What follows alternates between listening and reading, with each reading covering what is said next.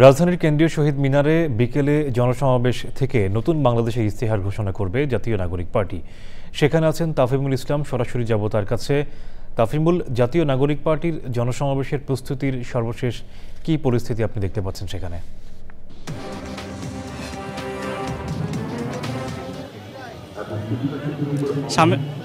শামীর, শহীদ মিনারে কিছুক্ষণে বলা গেল যে নতুন বাংলাদেশের যে ইশতেহার যেটি রয়েছে যে জাতীয় নাগরিক পার্টির কিছুটা বিঘ্ন হয়ে বলা চলে, কিন্তু বৃষ্টির মধ্যে যে নেতাকর্মীগুলো ছিল তারাও কিন্তু কিছুটা নিরাপদ স্থানে গেছেন এই বৃষ্টির মধ্যে। এখন বৃষ্টি শেষ হওয়াতে তারা আবার আসতে শুরু করেছেন জাতীয় শহীদ মিনারে।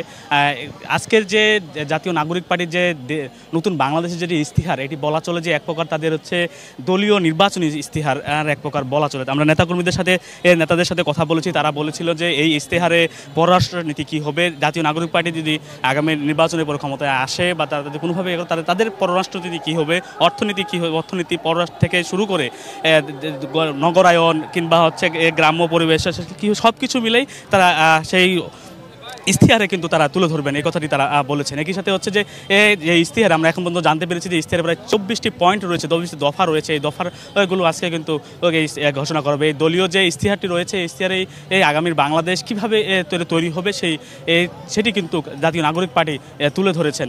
আমরা শহীদ মিনারে যারা নেতাকর্মীরা আসেন তাদের সাথেও কথা বলেছি, তারা বলেছেন যে আজকের এই নতুন বাংলাদেশের যে বিনির্মাণের যে স্বপ্ন নাগরিক পার্টি দেখছে, সেই আজকের এই ইশতেহারে সেটি তুলে ধরা হবে।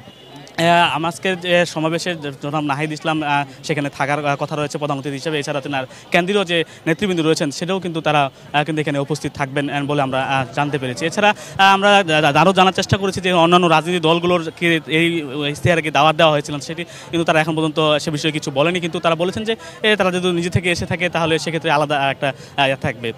আমরা যে নাগরিক পার্টির যে নেতাকর্মী হচ্ছে তাদের সাথে তারা যেহেতু জানিয়েছে যে এই ইশতেহারের মাধ্যমে নতুন বাংলাদেশ বিনির্মাণের যে নাগরিক পার্টির স্বপ্ন দেখছে, সেই স্বপ্নটি কিন্তু এক প্রকার তুলে ধরা হবে।